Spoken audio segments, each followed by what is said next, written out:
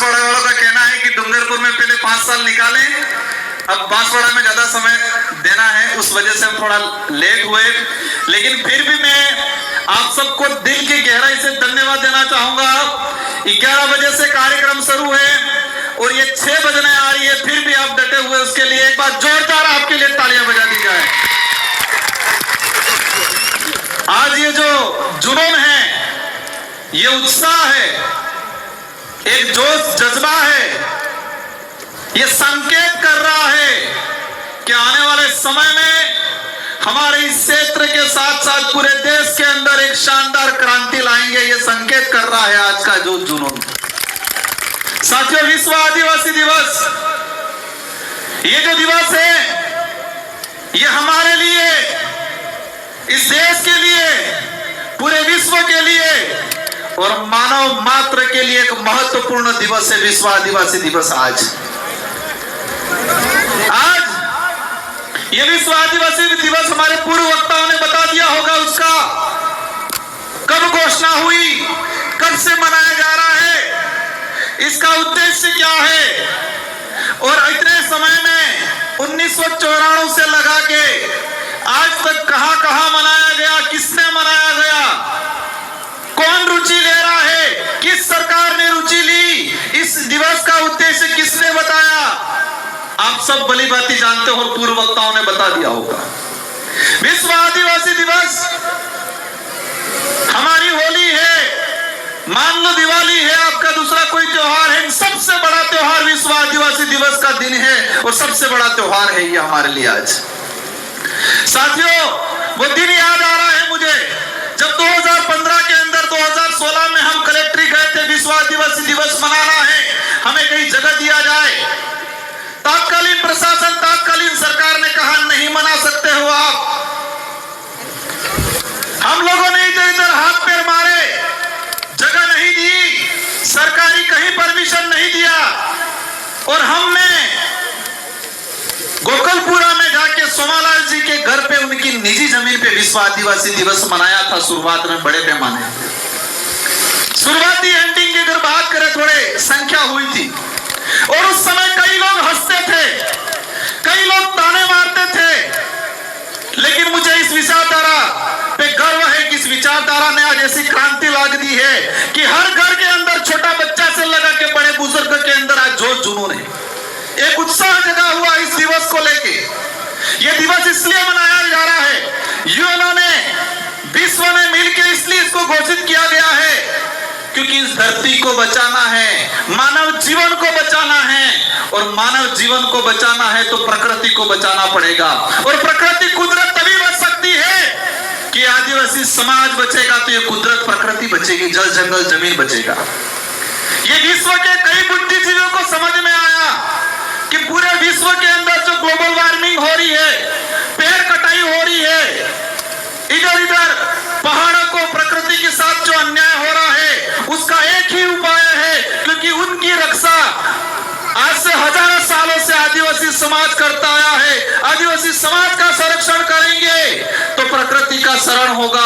ये विश्व के बुद्धिजीवी लोगों ने, यूएनओ में बैठने वाले लोगों ने समझा और इसलिए विश्व आदिवासी दिवस की घोषणा की। लेकिन बड़े दुख की बात है, उस समय लगाकर आज तक किसी भी सरकार ने विश्व आदिवासी दिवस को अपने विवेक से, उत्साह से नहीं मनाया, किसी भी सरकार ने। लेकिन हमें गर्व है कि हमने यहाँ पर आदिवासी छात्रावास के अंदर आप सभी ने मिलकर एक कारवा खड़ा किया। उस समय तात्कालीन सरकार थी वसुंधरा गवर्नमेंट की, और उन्होंने मजबूर में ऐच्छिक अवकाश घोषित किया, और 2018 में 84 और सागवाड़ा की जनता आप सबकी मेहरबानी से 2 विधायक जीत के गए, और 2 विधायकों की जीतने की वजह से हमने दमखम से अशोक जी गहलोत से कहा, अगर आदिवासी हितैषी हो, उसके लिए कुछ कर सकते हो तो आदिवासी दिवस का राजकीय अवकाश घोषित किया जाए, मांग रखी और उनको मानना पड़ा, और 2018 में विश्व आदिवासी दिवस की सरकारी अवकाश किया गया 2019 के अंदर। कुछ लोग कहते हैं क्या किया, क्या उपलब्धि, ये बहुत बड़ी उपलब्धि है हमारे लिए, हमारी आइडेंटिटी, हमारे अधिकारों की रक्षा। यूएनओ ने जो विश्व आदिवासी दिवस घोषित किया गया था, उसको राजकीय अवकाश घोषित कराया। पूरे राजस्थान के अंदर कर्मचारियों के माता पिता आज पूछ रहे हैं, आज स्कूल क्यों नहीं गया, आज अस्पताल में क्यों नहीं गया, किसकी छुट्टी है। हर कर्मचारी अपने माँ बाप को जवाब दे रहा है, वो किसी भी समाज का हो, कह रहा है कि आदिवासी दिवस है आज। पूरे राजस्थान के अंदर हर माँ बाप पूछ रहा होगा, बच्चे पूछ रहे होंगे उनके पिताओं से कि आज किसकी छुट्टी है। तो आज विश्व आदिवासियों का दिवस है, इसलिए छुट्टी है।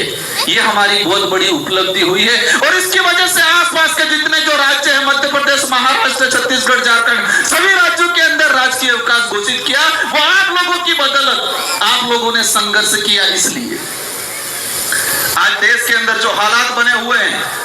अभी मैं आ रहा था गाड़ी के अंदर, एक चीज मैंने देखा, राजस्थान में भाजपा की सरकार है। मैं इस मंच से पॉलिटिकली भाषण नहीं देना चाह रहा, लेकिन जो आज के दिन में आदिवासी समुदाय के साथ जो धोखा हुआ है, राजस्थान के मुख्यमंत्री जी ने अपने ट्विटर हैंडल से विश्व आदिवासी दिवस की शुभकामना पोस्ट की। अच्छा लगा हमें भी कि राजस्थान का मुख्यमंत्री आदिवासी दिवस की शुभकामना दे रहा है। ये कोई मामूली दिवस नहीं है, ये उन्होंने घोषित किया है। लेकिन तकलीफ क्या हुई, किसी के पेट में मरोड़े पड़ने लग गए और आधे घंटे बाद ही राजस्थान के मुख्यमंत्री की पोस्ट डिलीट कर दी।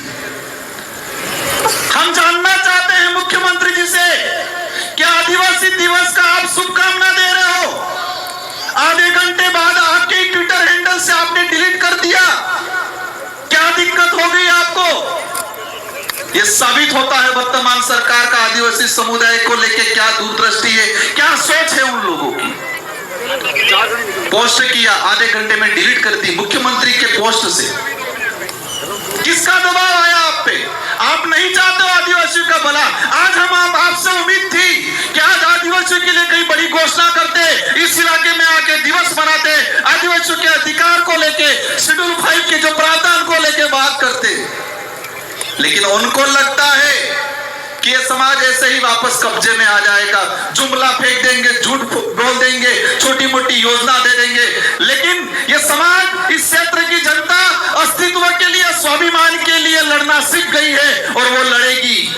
हमें साबित करना है ये बिरसा मुंडा, टाट्या मामा, रापूजा भील, राजा डूंगर बरंडा की धरती है और उनके वंशज है। ये हमें साबित करना है आने वाले समय में हम सबको मिलकर।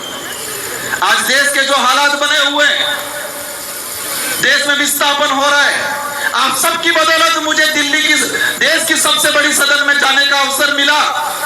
मैंने एक डाटा निकाला, पिछले 5 साल के अंदर कितने आदिवासी विस्थापित हुए अलग अलग प्रोजेक्टों के नाम से। टाइगर प्रोजेक्ट के नाम से पिछले 5 साल में 2.5 लाख आदिवासियों को विस्थापित किया इन सरकारों ने। अन्य सभी परियोजना मिला के पिछले 5 साल के अंदर 4 से 4.5 लाख आदिवासियों को विस्थापित किया गया है इस देश के अंदर। आज तक का, आजादी के बाद तक का, अब तक का इतिहास उठा के अगर देखते हैं, इस धरती पे अगर सबसे ज्यादा कोई विस्थापित हुआ है परियोजना के नाम से, तो आदिवासी समुदाय विस्थापित हुआ है। लेकिन इन सरकारों को समझाना है कि आदिवासी समुदाय जग चुका है, समझदार हो चुका है, अब आपको मुंह तोड़ जवाब देने वाला है आने वाले समय के अंदर। ये कार्रवाई यही नहीं, पूरे देश में चलने वाला है। साथियों, एक बात और मैंने देखी, हमारा जो इतिहास है आजादी से पहले का, मानगढ़ हत्याकांड देख लो, बिरसा मुंडा का आंदोलन देख लो, देश के कई कोनों में आदिवासी महापुरुषों ने जल जंगल जमीन की, स्वाभिमान की, हक अधिकार की लड़ाई लड़ी, लाखों लोग मारे गए। इस देश के इतिहास में अगर देखते हैं तो सबसे ज्यादा अगर कोई आजादी की लड़ाई, आजादी के बाद की लड़ाई में अगर किसी का मर्डर हुआ है, उनकी हत्या की गई है, तो आदिवासी समुदाय की गई है। आजादी की लड़ाई में सबसे ज्यादा अगर किसी शहीद हुआ है तो आदिवासी समुदाय हुआ है। अन्य समुदाय भी हुए हैं, हम किसी पे कटाक्ष नहीं करना चाहते, लेकिन संख्या की बात करें तो आदिवासी समुदाय की सबसे ज्यादा संख्या है। लेकिन साथियों, इस देश में बच्चों को पाठ्यक्रम पढ़ाया जाता है, 6ठी क्लास हो, 12वीं क्लास हो, एनसीईआरटी की किताब हो, सीबीएसई की, सीबीएसई की हो, या किसी भी गवर्नमेंट, राजस्थान सरकार, देश के अन्य राज्यों का सिलेबस है, देश का जो सिलेबस है, इन सारे सिलेबसों के पाठ्यक्रम में मैंने एक बात देखी, आदिवासियों का इतिहास कहीं नहीं पढ़ाया जाता है। अभी एनसीईआरटी ने कई चेंजिंग किए हैं। आदिवासियों का जो बचा कुचा कुछ इतिहास था, उस इतिहास को सिमट दिया गया। हमारे संत सुरमाल महाराज की आंदोलन हो, गोविंद गुरु महाराज का आंदोलन हो, साथियों एक बात याद आ गई। अभी कुछ लोग एक कह रहे हैं माहौल बिगड़ गया है इस इलाके के अंदर। मैं जो उपद्रवी बचाने करने वाले, किसी को लड़ाई झगड़ा करने वाले, पी के मारपीट करने वाले, पत्थर मारने वालों के पक्ष में कतई नहीं हूं और नहीं रहूंगा। और मैंने आज तक रिक्वेस्ट किया पुलिस प्रशासन से ऐसे लोगों पे सख्त कार्रवाई की जाए। लेकिन एक बात बताना चाहूंगा आप लोग को, अभी एक माहौल बनाया जाता है मीडिया के माध्यम से कि माहौल बिगड़ गया है, माहौल बिगड़ गया है। बड़े बड़े नेता आके हमारे समाज पे लांछन लगाते हैं और कहते हैं माहौल बिगड़ गया है। माहौल बिगड़ा है। माहौल क्या बिगड़ा है? वो लूटते थे, लूटना बंद हो गया, वो माहौल बिगड़ा है। वो इस समाज को बेवकूफ बनाते थे, बेवकूफ बना के समाज को इकट्ठा करते थे, वोट लगते थे, वो माहौल बिगड़ा। वो माहौल बिगड़ा, उनका माहौल बिगड़ा है। बारी बारी से राज करते थे, वो माहौल बिगड़ा है। होती है घटनाएं कुछ, लेकिन मैंने प्रशासन को कहा है कि कहीं पर भी पत्थरबाजी हुई, वो आदमी कहां दारू पी के आया वो पता करो। किस शराब के ठेके पे, सरकारी ठेके, रात की 10-10 बजे तक इकट्ठा रहता है, प्रशासन चुप रहता है। और हमने ये गोविंद गुरु महाराज, संत सुरमाल महाराज की धरती है। हमारे पुरखों ने शराब को लेकर आंदोलन छेड़े थे। हम लंबे समय से कह रहे हैं कि इस इलाके के अंदर शराबबंदी होनी चाहिए, लेकिन हो नहीं रही। और भी दुकानें बढ़ाते रहे, रात की 12-12 बजे तक दारू बिचवा रहे हैं। एक बात और बता दें आपको, ये लोग कहते हैं नारियों का सम्मान करेंगे, उनको शर्म आनी चाहिए। महिलाओं के लिए दारू की अलग से ठेके खोल रहे हैं ये लोग। दारू की दुकान पे लिख रहे हैं कि ये महिला के लिए दारू की दुकान है। साथियों बातें बहुत सारी हैं, लेकिन हमारा एक ही आंदोलन है। गोविंद गुरु महाराज, संत सुरमाल महाराज का जो आंदोलन था उसको आगे बढ़ा रहे हैं। और हमारा इस इलाके में अगर सरकार भला चाहती है तो दारू विहीन होना चाहिए। होना चाहिए नहीं होना चाहिए?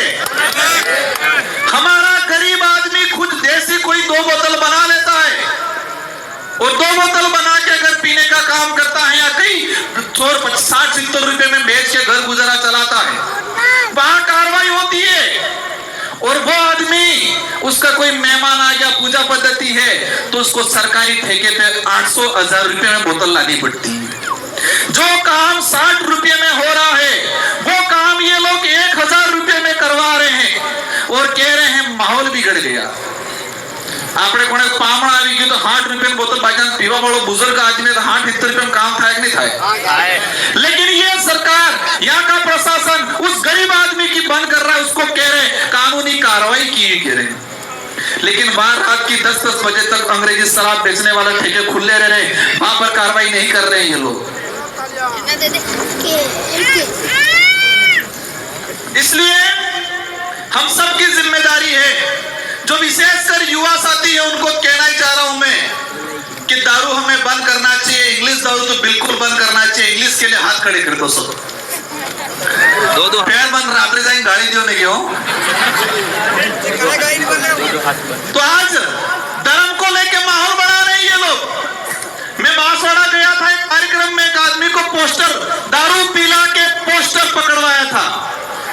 हमारा जो कार्यक्रम था उसके पास में दारू पिला के खड़ा किया था और पोस्टर बनवाया था कि आदिवासी हिंदू है, हम ये हैं वो है। पोस्टर पकड़वा के खड़ा कराया था। मैंने पता करवाया, उसको पिला के भेजा था। 500-1000 रुपए दिए थे पोस्टर पकड़ के खड़ा रहना। हम किसी भी धर्म का विरोध नहीं करते, हर धर्म का सम्मान करते हैं। लेकिन ये बात सही है और सही बात को कहने में हमें कोई ऐतराज नहीं है कि आदिवासी समुदाय ना हिंदू है, ना ईसाई है, ना सिख है। आदिवासी समुदाय धर्म पूर्वी समुदाय है। ये बात कह रहे हम किसी धर्म को गाली थोड़ी दे रहे हैं।